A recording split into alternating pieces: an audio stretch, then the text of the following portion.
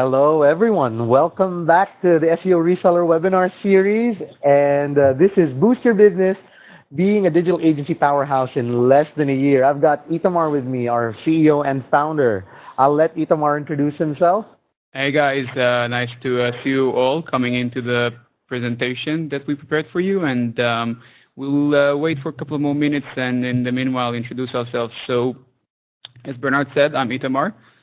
I'm the founder of SEOReseller, and the reason a lot of you didn't hear from me for a long time, if ever, is because I've been in the background doing my programming, because as you can see, my background is in programming, and I'm the guy responsible for all the dashboards and all the APIs and the reports that you're giving your clients. It all comes from what my guys are doing. So in this webinar, I'll help Bernard talk a bit about what makes agencies super awesome, and hopefully all of you will learn a lot. So, Bernard. I agree, and I've been working with Itamar for about 5 years now. Almost 5 years, and time really flies here. We've had some clients fly into the office already, and they've seen what we're like. They've always loved the culture every time we brought them here. The reason I joined SEOReseller is because it allows me to help a lot of businesses en masse. I've only taken over the sales department for the past 2 years, but when I was running operations here, a lot of you would have had the opportunity to speak with us. And this is what we do. Month in, month out, we try to help resellers and businesses grow their clients and grow their businesses. And that's what we're going to try to help a lot of you achieve today. Right. So let's see, what are we going to talk about? First of all, we'll refresh some features, a refresher for some features that we already have, and updates about new features that we're going to have. Some of you got the recent newsletters about local reputation management and exciting things. I want to cover them first before we start. After that, we'll show you case studies of 3 of our pretty big and successful partners, and we'll show you what challenges they had and how they overcame them. We'll talk about insights from the case studies, the foundations of being a big, successful agency, pro tips that we gathered from this learning, and ending with Q&A session by you guys. You have the chat. Feel free to start typing in the questions. We'll answer them later. So, coming this month, these are 2 things that me and my guys are working on. We're pretty excited to launch first turnaround time with instant mockup and proposal generator in the dashboard website design product. Improved 2-week streamlined development process. So what does this mean?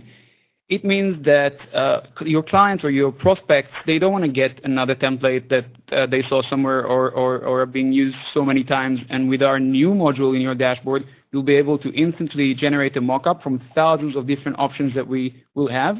This mockup will have your watermarks. You'll have a proposal attached, so it really helps closing. All you need is for the customer to sign the dotted line, and then you launch it with us. We significantly improved our web development product, and we're trying to commit to 2 weeks streamlined development process.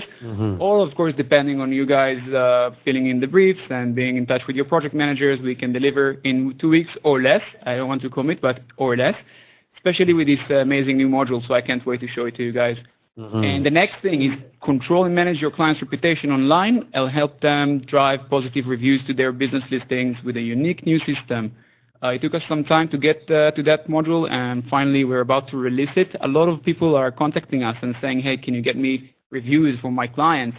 And usually they're asking for fake reviews, and this is something that we will certainly not do. This is something that's not worth it for the long run. What we were focusing on is developing systems that can help you manage your client's reputation online and able to lead real reviews. You know, the irate clients will usually drop a bad review, but the good reviewers, they were just happy with the service. They're not even thinking twice whether to leave or not leave. And if you get them into a system that asks them to leave that good review, they wouldn't mind. And this is something we'll release this month in February. So I'm excited for that. Also, that's a good one. This is really helping us focus on local businesses. We really realize that a lot of you guys are very successful with local businesses, with niches, and this one will really be a kicker for you. So we're about to cover a few case studies and about to tell you about success stories, and all of this wouldn't be possible without a few of the basic features, like the white label dashboard setup. Some of you did. We have a lot of new guys joining us towards the end of last year. and some of them are onboarded, some of them are still on the onboarding phase.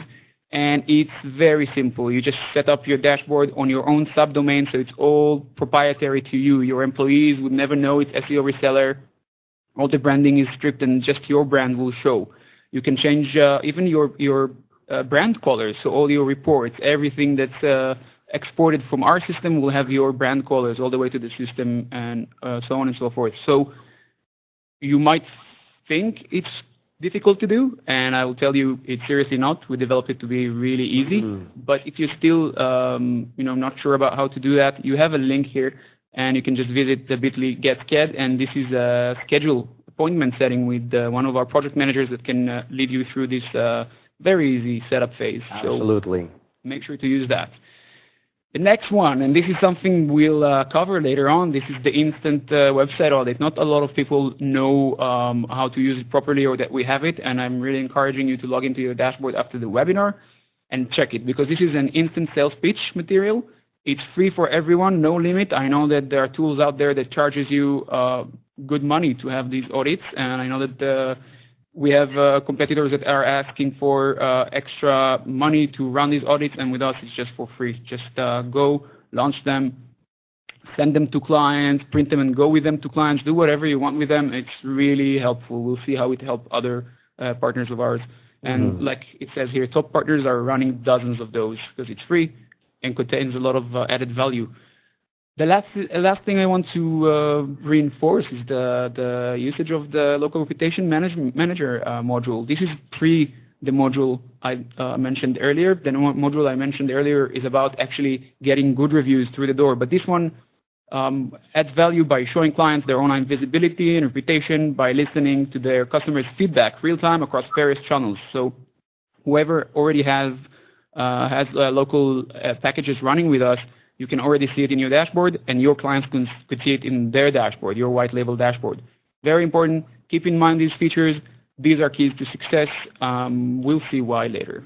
Right. So, without further ado, and I'll let Bernard lead this one, we'll talk about agency growth factors. Right. So before I start off with the case studies, I wanted to remind everybody that you're free to send in your questions via live chat at any point in time during the presentation. So you're strongly encouraged. If there's a case study we're going through, you think you're going through the same factors, please send in a question. We'd be more than happy to accommodate before the end of the presentation. So I'll take us first to the first case study.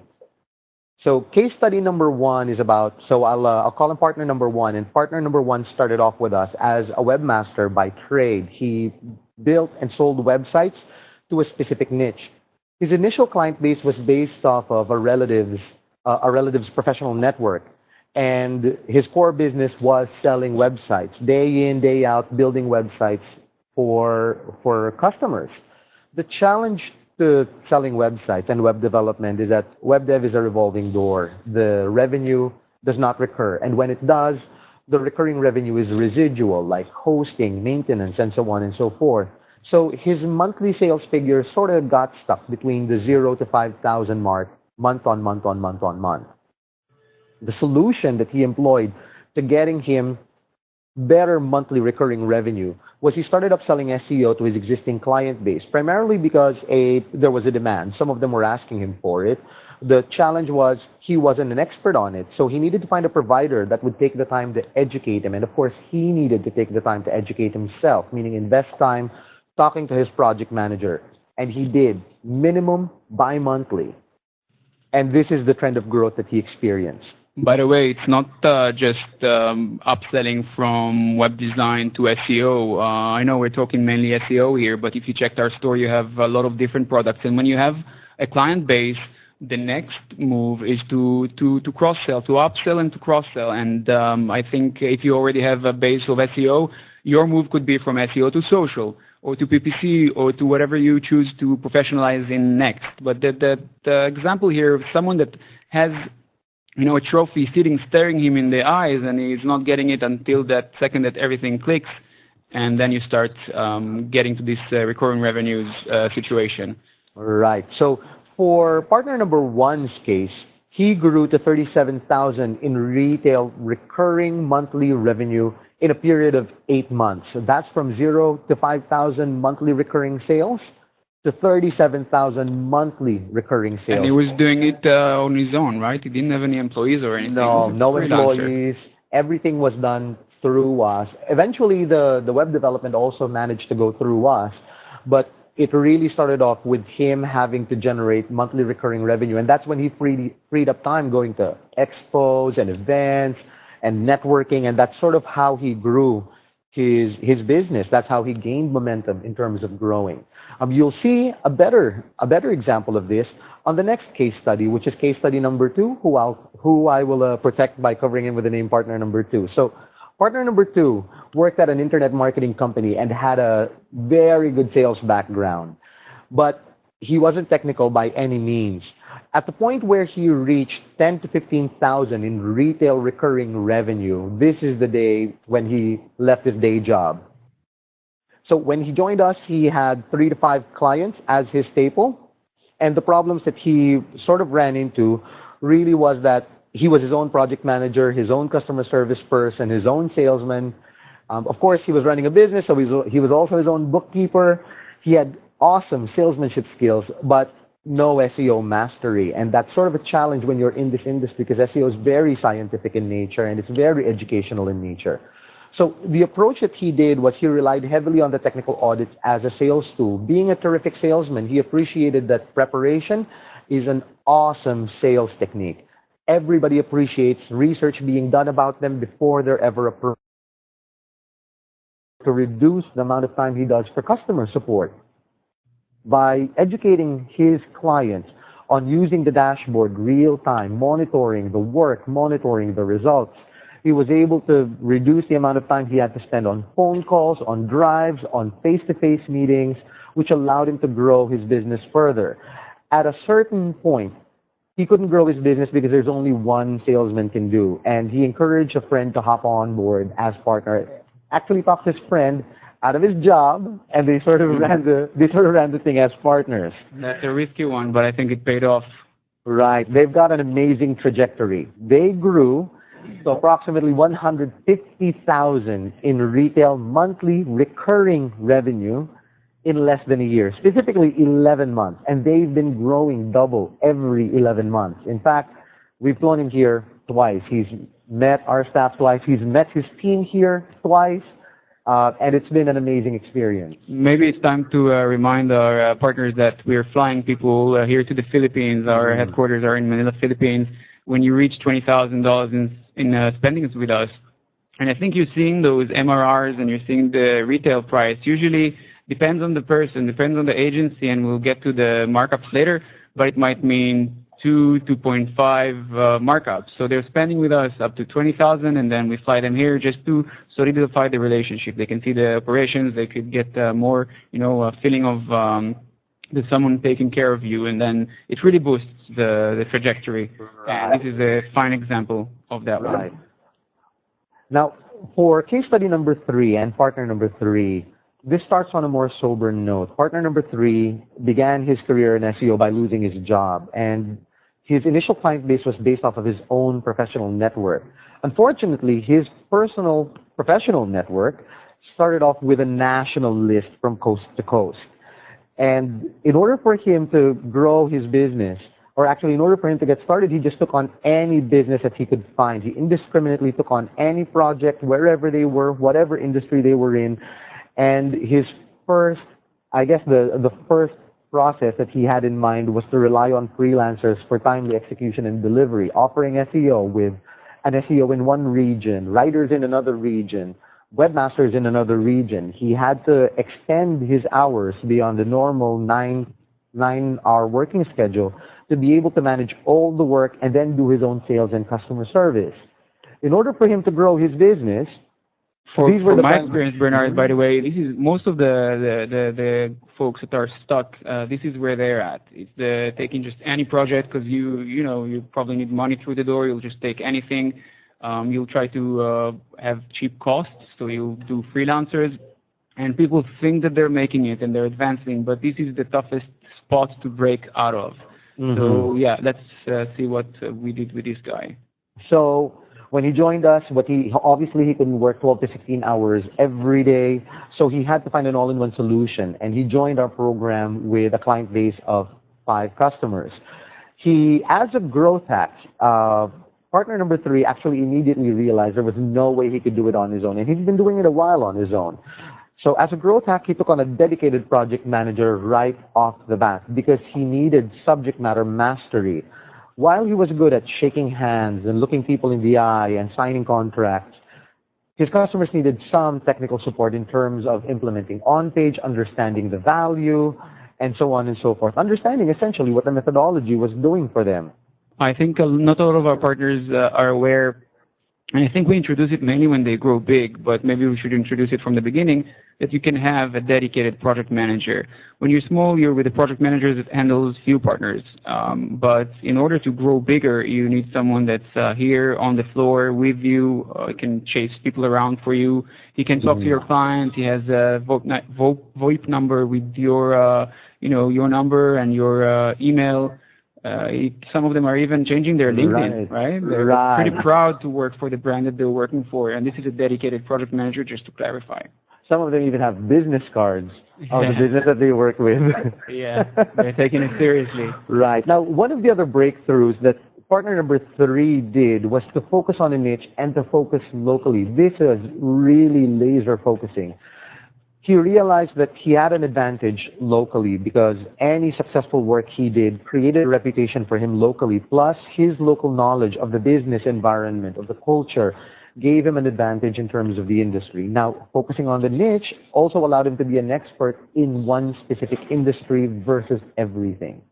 Yeah, so it's focus on focus. Some people focus on niche, some people focus on local businesses, and I think that double focus really gets you well focused, but it really gets you to understand, like Bernard said. And with this guy, we had pretty awesome success in 6 months' time. Right. So in 6 months' time, he added $60,000 worth of monthly recurring revenue into his books, and he added a lot of new accounts. What's even better is, because of the results he drove for his clients, he has one of our record best retention rates in our client base. He has virtually 0 cancellations. Very unusual for us to see any cancellations coming from his account. I think it's a double focus. I think it's because everybody knows him. He's the authority. He knows the industry. He gets word of mouth, and he's the go-to person for that industry in that locale. Some people try to fly out. They might do the niche thing, but they fly out and they spend so many resources just trying to keep everybody happy. The double focus here was really a good thing. Right. So, yeah, and I guess the guy was with us. He's a great guy, and I think he's visiting us again in 2 months. That's great to hear. Right. He's flying again in 2 months because he has since doubled his business over twice. And now there are other larger companies that are looking to partner with him now. Yeah, some of our guys are partnering with other agencies, SEO agencies, and they just offer our services to those agencies. That's another model that's working for some of our guys. So we started really studying this thing and interviewing our successful partners, and we came up with key insights to being a powerhouse agency. Right, and this is where we really get to the meat of this conversation about what they're supposed to learn when it comes to their stories. And the first one is by expanding your network, or establishing and expanding your network. It's very important for you to realize your first set of clients, they're closer than you think. Leverage your contacts, your family, your friends, former colleagues. Join organizations, join industry associations, speak publicly, but build your network. It's a necessary part of building a successful business. The next one is, we often get asked, how much should you mark up? And we'll revisit that conversation again. But for us, the fairest way to say that is, don't be greedy, be reasonable with pricing by marking up based on the care and the value you add to the relationship. Base it on the amount of love that you will provide clients and the amount of time you'll give clients. Do not undervalue your own time. This one is a very important lesson. I want to also remind people that when you partner with us, you get the dashboard, and it's a pretty intricate dashboard.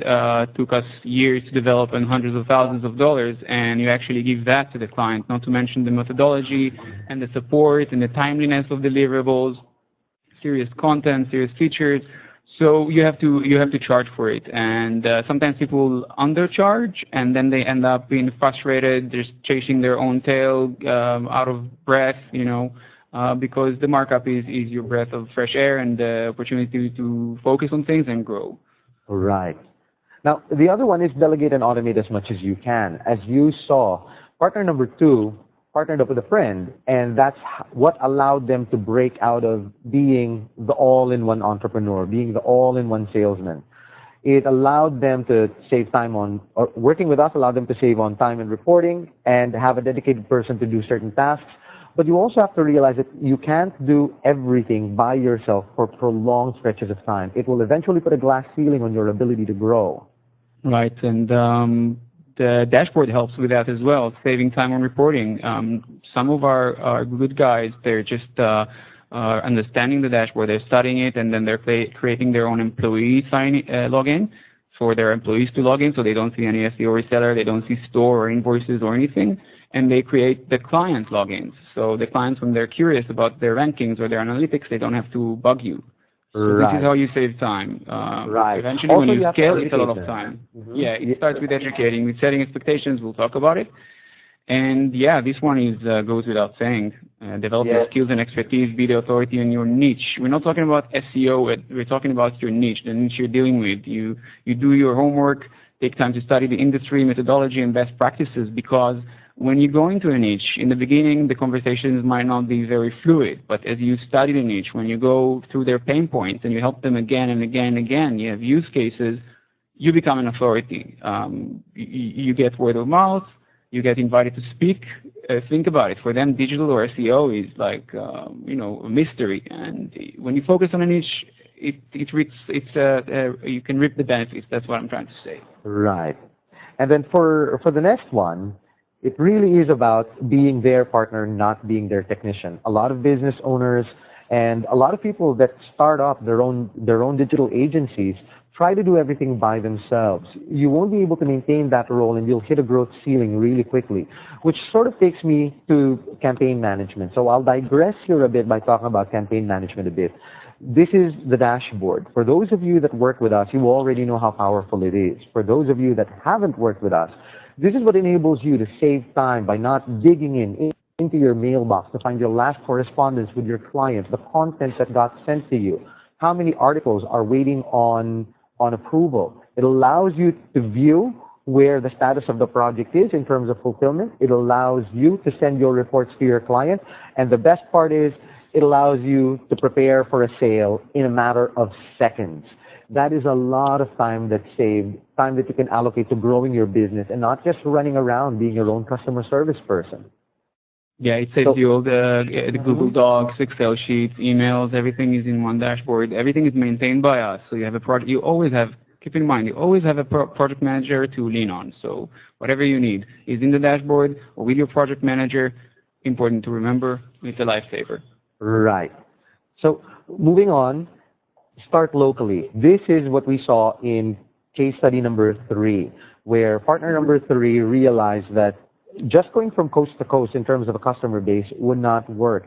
By focusing locally, you start creating a successful portfolio in the local environment, and then you can expand your reach. By being known, by being able to speak publicly in local events, by leveraging your knowledge of the local market, you're able to grow faster with that focus.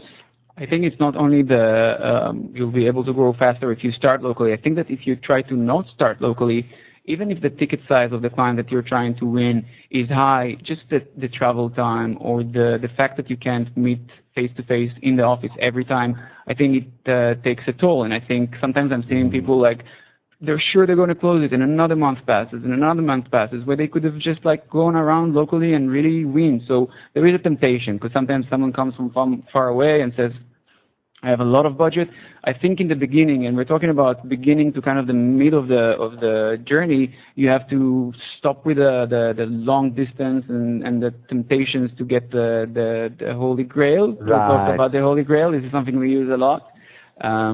So yeah, you start locally, and the second is focused on a niche. Right. Then this is really laser focusing, because as Itamar mentioned earlier, it allows you to gain expertise. You may not be a lawyer, But talking to several of them makes you realize that they all go through the same pain points when it comes to growing their practice.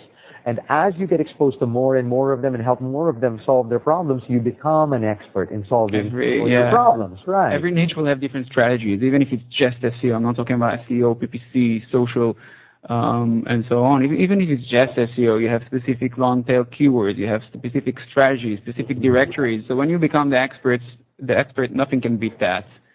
And next one would be qualify. I guess Bernard is the one to talk about this. He's more Absolutely. of the sales. I would love dealing with this one, qualifying potential clients and know when to let go. One of the things that I like to teach our project managers and our business developers is you don't just take anybody's business. You want to take the business that you're able to add value to. Now, just because someone's got a budget doesn't mean you take on the business. What if they had done dirty SEO on the website before and it'll take you 12 months to recover that? What if the site is under a penalty? What if the keyword selection is not realistic? You need to understand whether this person is a good qualified client for SEO services or for any digital service that you're looking to execute. Now, on the flip side, the ability to qualify and disqualify matters because you need to be able to balance that. But on the flip side, don't be too quick to disqualify. Remember, I just want to add about the previous one, allow me to chime in, is that when you're just starting, any client looks like a good client, but I'll beg to differ. True. Not every client is a good client, and we've seen people getting so frustrated with their first one or second, and then they just go back to their day job because they think, I can't do that. But it's just because they chose that ticking time bomb. They chose someone that with a bit of due diligence, they could realize that's not for me, it's going to waste so much of my time, I can't grow. But yes, you also need to not disqualify a potential client too quickly. Right. Based on our experience, we realize that SEO clients tend to make emotional buying decisions, and it is an emotional buying decision in about 30 to 90 days. For some, it takes a while, and for some people, it's quick. It's 30 days because they've done it before. But for some people, it takes up to 90 days because it's not a known industry. It's new. It's like magic. They don't understand how it works. They don't understand how to compute the ROI. They don't understand how to tally it at the end of the day in their books. But don't be too quick to disqualify. Make sure that when you're qualifying and disqualifying, you're doing it out of a set criteria. For us, it's a set of 9 questionnaires where they have to positive on 5. You have to formulate your own.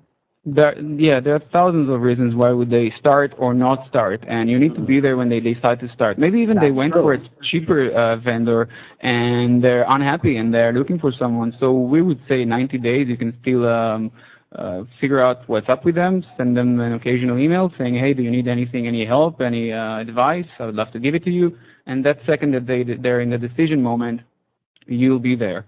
Right. Yeah, it's very important to nurture your prospects because at some point, they're going to be ready to buy. And the only thing to take away is you need to be there at the point they're ready to buy. Don't give up easily, And don't try to chase the Holy Grail. Yeah, this one important. It can stop a lot of clients from growing.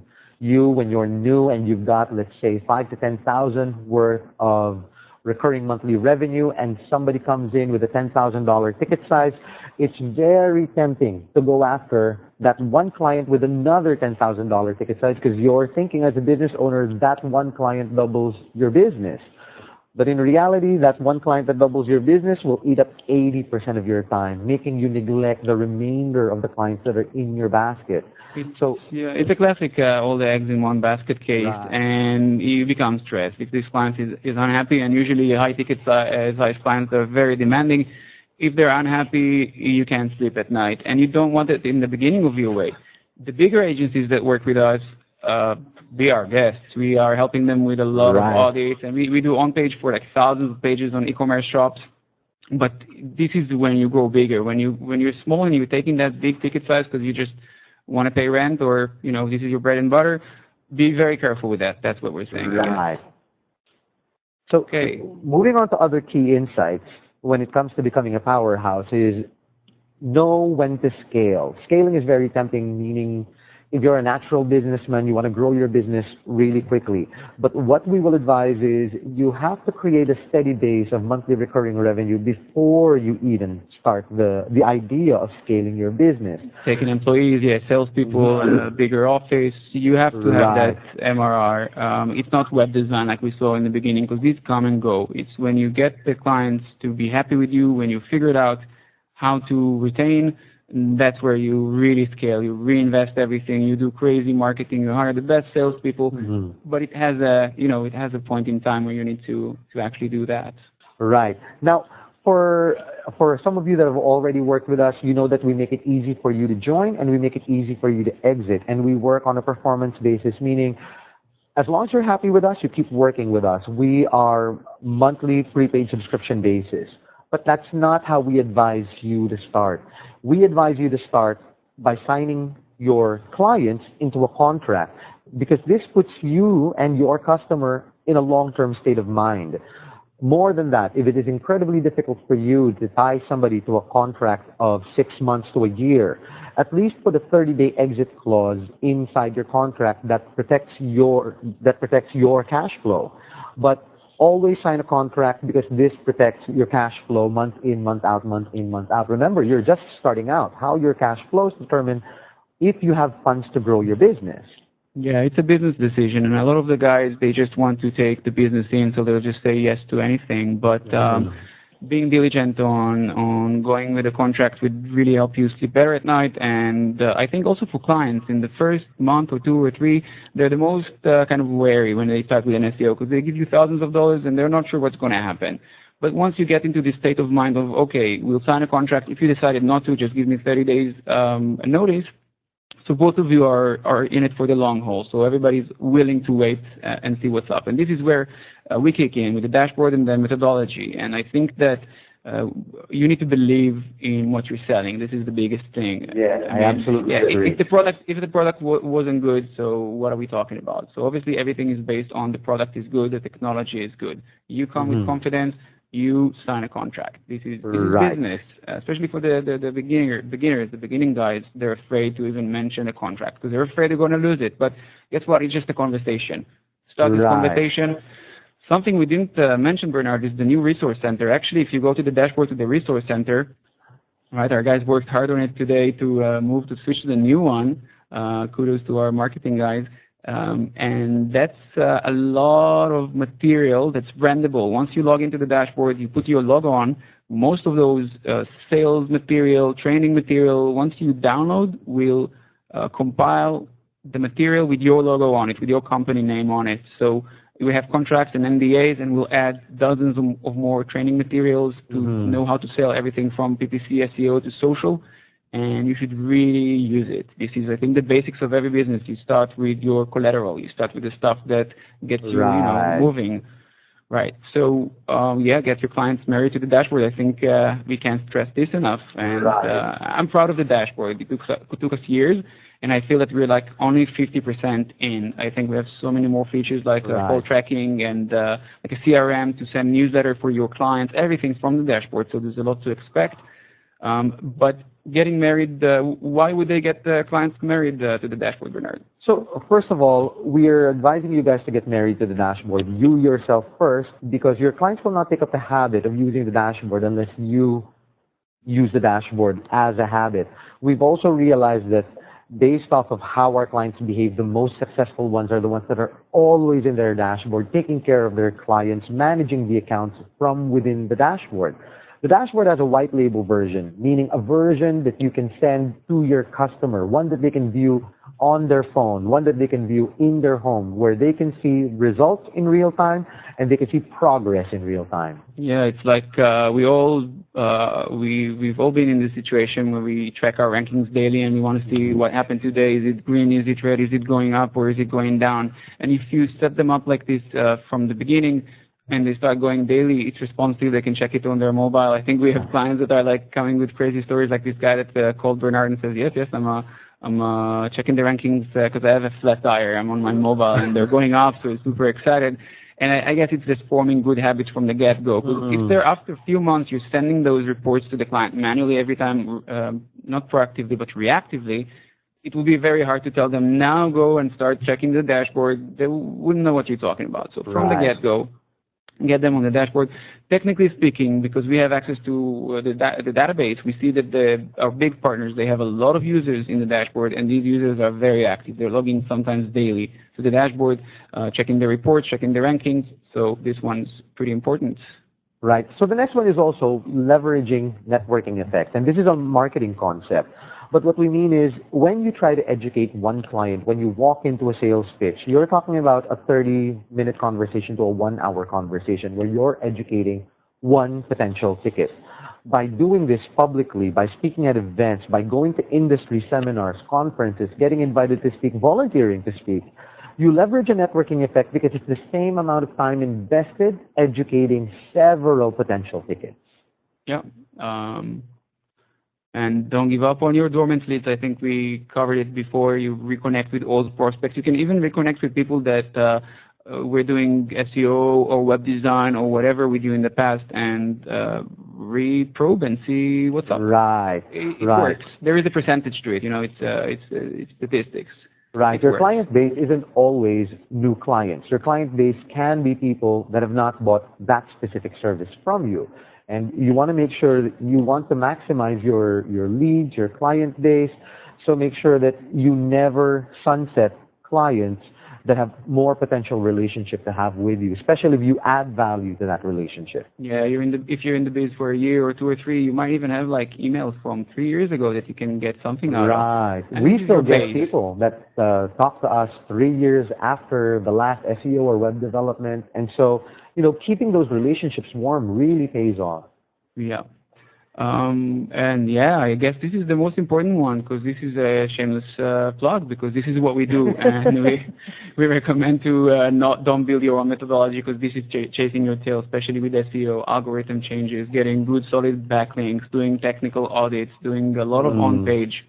You just want to deal with doing the business, developing the business, and I think that by letting a vendor do all the grunt work for you, you can actually develop the business. We had people that came half, you know what, we want to do our own stuff, so you do half your stuff, half our stuff.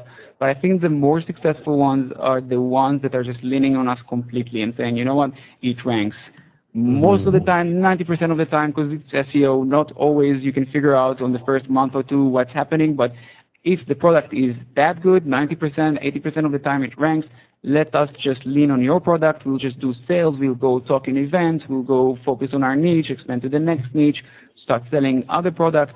This is where the success lies. A lot of the people like me are coming from the technical background and they really want to play with it. But when you play with it, you know what?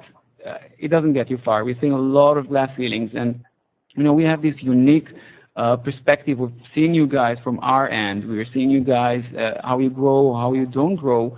And it's very important to realize that all these facts that we're giving you are really from, I don't know. Yeah, the real life experience. Exactly. What we're just seeing daily for over 5 years. We're just seeing it daily. We can realize why someone's not hitting it off, and we can tell them, but not always they listen. So if there's something I can say is just listen. So we're seeing that we are almost 40 minutes in, and thank you guys for staying in and listening. And I think that we want to, before we go to the Q&A phase, we want to give you some pointers. We used to call it pro tips, and I'll let Bernard take this one.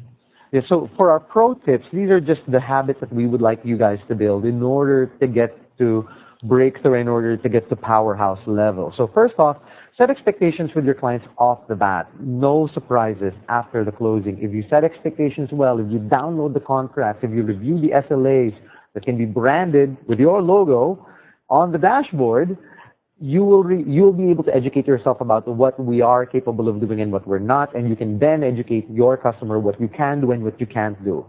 The next one is set meeting frequencies and be disciplined. This is a technical one. This is like if you follow it religiously, this thing works. Once you finally close the client. I'll let Bernard take it because you started, but I think that we're doing it with our partners in the beginning, and I think it's very important to do it with any new client because you really solidify the relationship Right. For most of our successful clients, they understand that the frequency of the meetings, the frequency of the conversations and communication has to be relatively high at the first 6 to 8 weeks. Some of our partners do weekly on the first 4 weeks and then decrease that to twice monthly after that. And some of them will do every other week for the first 2 months and then decrease that to monthly afterwards. But the best indicator that you're doing it right is when your clients start canceling on the meetings on you. I heard they say, okay, we know it's going good, just send us the reports, no need to come to the office, it's all good. So this is when you know you made it. This guy became recurring revenue, he's happy with the product, he's happy with the dashboard, you did everything correctly. But don't be reactive, don't wait for the client to tell you, hey, can we meet? Because that's not good. And it leads us to the next one. Right. The next one is about being the bearer of news. Good news or bad news. Be your client's bearer of news. For most of the time, we've never had a bad conversation with a client, even when the context of the conversation was not so good, because they appreciate the diligence, the vigilance. We like to see the good in people. That's naturally what most people are like. What they don't want to experience is them having to find the cockroaches under the rug, the deficits in performance, and this is when the relationship sort of turns sour. Be the first person to bear the news, good or bad, especially good, but any news. Because sometimes rankings goes up, nobody cares, the phone is ringing more, the client is happy, everybody's happy, but you don't come and say, hey, look what we did for you. But guess what? Once something happened, the website is down, then you're just mentioned in a bad context. So I think that even technically what we developed, since we handle hundreds and hundreds of campaigns simultaneously every day, we developed a widget that just checks the health of all the campaigns, the SEO campaigns daily. And the second that something dips a bit, we are the first one to know. We send it to the analyst, they audit it. If they find that, it's just a fluctuation, might go back up tomorrow, the day after, they just monitor it. If they see that something was wrong, some backlinks, bad backlinks, negative SEO, the website is down, some no index, no follow, then we contact you, you contact the client. You have to be the bearer of both good and bad news. This really helps with retention. It's just solid, good service. And we are enabling you to do that. Right. Now, for the last bit, this one's the more difficult habit to break. It's about knowing when to give up your hats. People that start off their business like to do everything. For naturally intelligent people, especially, so the smart guys that are listening out there, watch out and listen to this very sharply. Smart guys like to wear a lot of hats. They like to do a lot of things. Now, it's hard to let go of, sometimes it's hard to let go of your own responsibilities because A, it's part of your habits, but B, you're worried that someone might not do it as good as you. Well, guess what? They won't, but it's fine. Yeah. It's fine.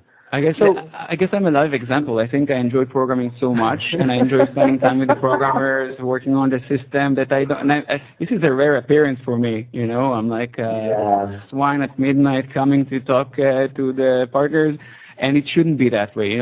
Let the developers do the development, and let me go and build the business. And it took me time to figure out. I need to get out of my comfort zone. I'm not a webinars guy. I'm not a talking in public guy. I enjoy programming, but I have to get out of this comfort zone. And I think this is what helped us grow. I haven't programmed seriously for 2 years, which is sad for me. But I think business-wise, we're doing amazing. So that's what I wish for everybody out there. Right, and it's sort of highlighted on our case studies where you saw partner number 2 and partner number 3. One encouraged his friend to partner up with him, and the other one took on a project manager right off the bat. It takes a lot of courage and insight to realize you can't be a one-man show and achieve powerhouse success levels. You just can't. It takes more than one. Now, on the other pro tips that we wanna highlight, a lot of people are asking, and in the survey you asked about this, and we decided to really prepare a lot of material and be ready for a webinar or at least a blog post about it, because people are asking how much to mark up. For us, it was kind of goes without saying, but we realized a lot of you guys are still curious about how much to mark up. You can talk to project managers and they'll tell you, and I think it's individual, but I think it should be at least 2.5. And Bernard, the sales guy, can speak a bit, can talk a bit about that. Right. So for most of our successful clients, they mark up at a factor of 3 against our wholesale rates. And this is because of the amount of care and the amount of visibility that they give their clients. So again, it's about charge charge for the care that you're ready to give. And the most common rates that our partners charge is about a factor of 3, and it still keeps them very competitive. I think it's the bigger ones, actually, because when you're just starting, 2 should be fine. Right. You don't have many expenses yet, and you're afraid to put a big price tag. But once everybody knows you, knows the dashboard, knows that the product is working, they heard about you, the referral, which are the best type of lead, then you can start going to 2.5, you can start going to 3. Right. Now, on another note, don't flinch when there is a threat of a cancellation. This is actually the time when you have to get into all gears, take the time to audit, get back with your findings to the client. The due diligence is always appreciated. It does, by the way, when we say take the time to audit, you just talk to the project manager and say, hey, what's up? My client is planning to cancel. Many of the times we just figure out that maybe the ranking stayed on number 4, but the organic traffic actually grew from a long tail that we didn't track. So we're able to prove that in a matter of a day. You go back to the client. So just take it easy, and a majority of the cases, the retention is easy. Right. Also, in some cases, the rankings have dipped 2 positions, 3 positions down, and yet you're seeing traffic at an all-time high. Yeah, so there's a lot of these cases. It's very important to know how to figure it out, and we are good at figuring it out. So when you get to this point, this is the added value, and this is why you're paying us for all these things. Again, I'm saying lean on us, lean on the project manager, lean on the dashboard. It will really make your life easier. If you want to be very successful and not be stuck at, let's say, a freelancer level, we'll see a chart soon, and you'll see, you might be able to recognize where you're at. I think that leaning on us would be the best thing to say, best advice. Now, for a few more best practices, or actually what we like to call better practices, things you need to get better at. Start your campaign with good keyword selection and always consult your project manager. Yeah, don't try and rank for doors. Right. I want to rank for doors. Although we're ranking for plaster. So, wait, the band or the product? It's a product. But we like to remind our analysts, our project managers, and even our clients, a good campaign starts and ends with great keyword selection. That's really all there is to it. Knowing what you can achieve, what you can drive relevant traffic for, and then sticking to that until you drive free traffic with the SEO is really where it all starts and happens. A consultation of what keywords to use with your project manager is a 5 to 10 minute conversation. Invest in that 5 to 10 minutes. Our fastest growing partners also run audits frequently every month, roughly about 5 dozen audits every month. So if you want to be successful, you have to execute the habits of the successful clients.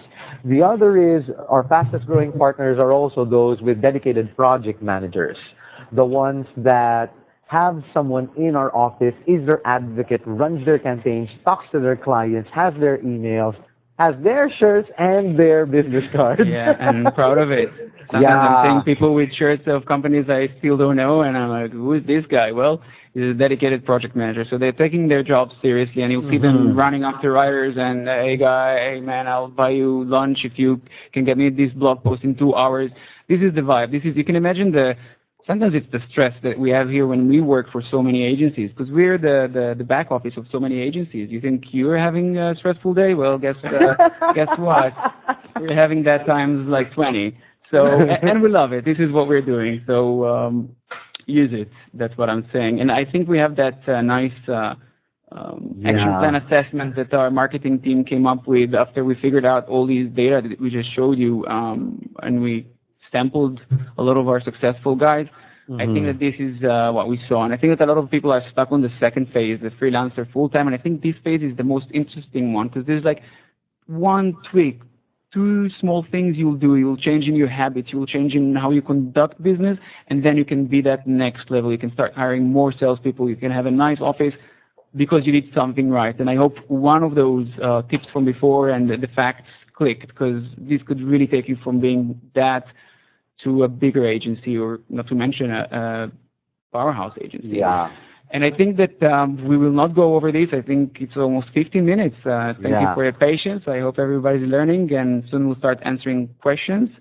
So this image will actually be posted on our blog. I'll ask Sheila, our marketing manager, to post it so everybody can take a look and assess themselves and see what's the next level for themselves. So, guys, now it's the Q&A.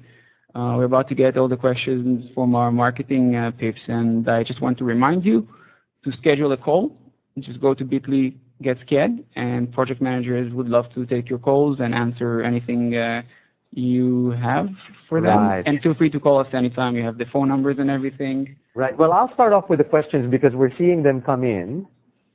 So the first question that I saw that was very interesting is, do you have people that speak good English to do telephone calls? Yeah, that's a great question. So I'll tell you guys what our standard is for hiring people that we put on the phone. They have to sound like me or better. That's the standard. Yeah. So they have to sound like me or better. If they walk into an interview and they don't sound like me, it's over. So yes, we have people that speak good English and that we put on phone calls. They've got 1-800 numbers from our clients. But more than that, we don't hire people to talk to our clients' customers, because most of the time we hire people at supervisor level or better. So these have to be people that are well organized, that are used to delegating, that are used to managing multiple parts of a moving machine.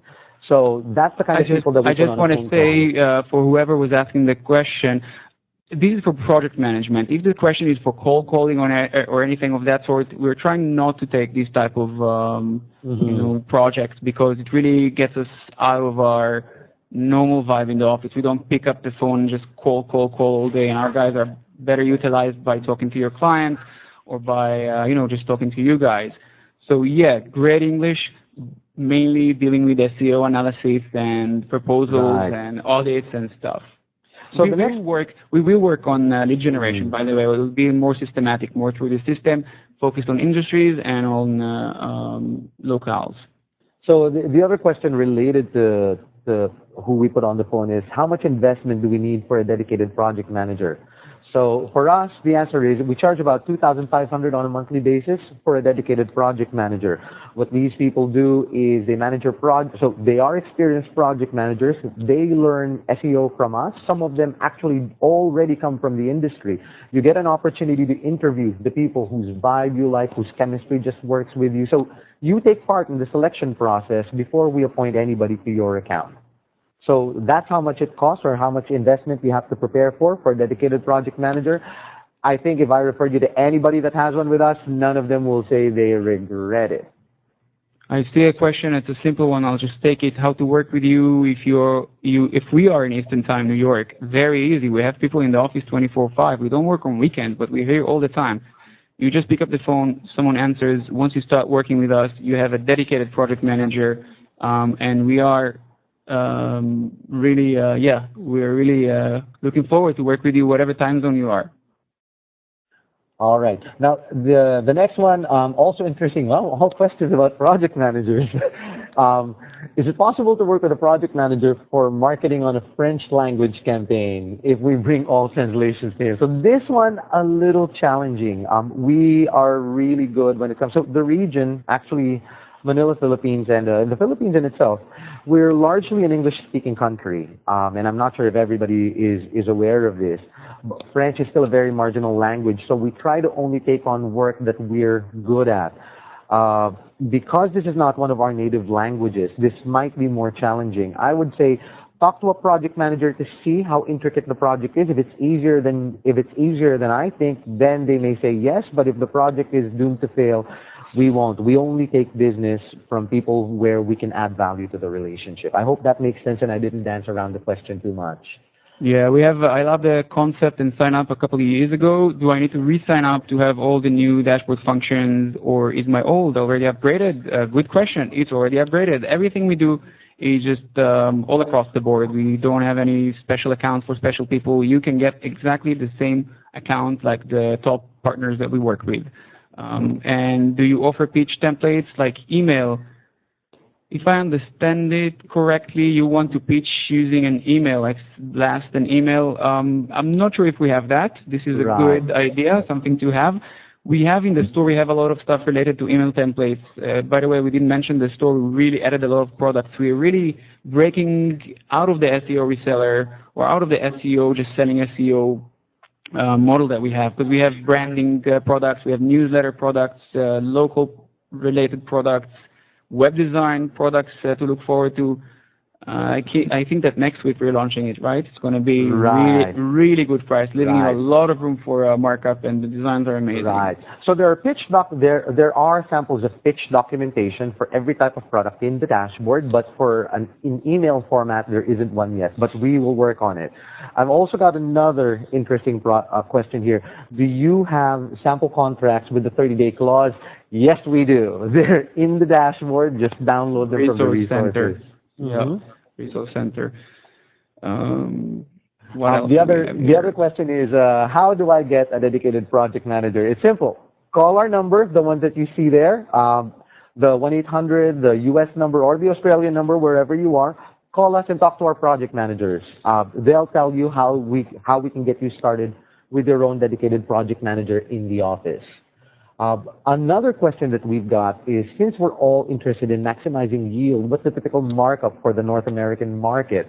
And I think we addressed that over in the webinar earlier. So we're saying, when you're new and let's say you want to fight the competition on the basis of price point, and you're a one-man show, you can start off on a markup factor by doubling our rates. But as you get bigger, better, as you get better at leveraging the technology, you shouldn't shy away from marking up to 2.5 to times 3. Our Powerhouse agencies are all marked up times 3, but most of our agency partners dance between the times 2 to times 3 what our rates are rates. We have a question here: how much to do a simple 5-page responsive WordPress site in a local niche? And we wanted to keep the surprise for next week, but we have a lot of attendees, and I guess this is the right time. I'll just say it. Less than $500. It's going to be good price. It's going to be handled by pros and from A to Z. You just have to give us the brief and we'll take care of the rest. Right. And 10-day delivery time is what we're committing to. Oh, this is a really good question. Bernard, do you want to take it? Yeah, so how do we move existing SEO clients over to you without losing our current momentum with each client? That's a great question. So when you talk to one of our project managers and you're an existing agency with a client base, one of the things that we do is we study your clients. You have to give us the list. We do a pre-intake of all of them, and we try to find out, is the SEO already as good as it can be? Meaning, does it just need a bigger digital footprint, a larger digital footprint? Are its anchor texts already balanced out and whatnot?